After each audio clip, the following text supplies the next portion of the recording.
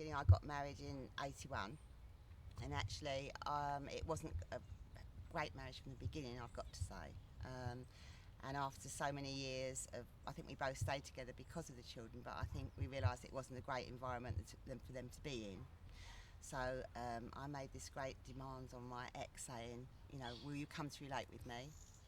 And he said no, and I say, right, if you don't come, I'll take that as the marriage is over, which was great, famous last words. So I went along to Relate on my own, and the counsellor was magnificent, I've got to say, really. And I realised I hadn't, the marriage, it wasn't able to be saved, that's the word, I suppose.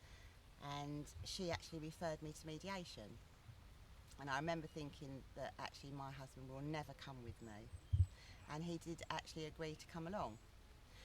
And it was incredibly painful, particularly for me. I can remember on the first session, they were fantastic, the mediators, and they said, I started crying, and they said, oh, this is really painful, isn't it? And he said, only for some. And I thought, oh, this is never going to work. But they were so skillful that actually where we hadn't even got a friendship left, by going to the meetings and talking about stuff, and because we both really love the children, we actually started speaking sensibly.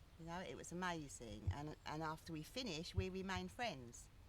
So obviously, thank you, Relate, and really thank you to the mediation, because I think my children, well, they've both been to university, they're really happy, they love their dad, they love me, and they haven't been through that trauma, and that is purely because of mediation, because they were 100% child focused.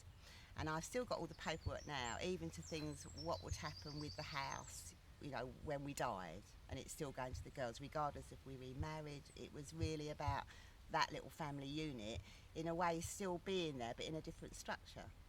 And I think, my daughter actually did an interview for a mediation service, and she said it all really, that actually it never felt like we lost our dad. He just happened to live in another place. And she said when she was a teenager, she would try and play us off, like kids do with all parents, don't they? But that can be really difficult if you're apart and you're not friendly.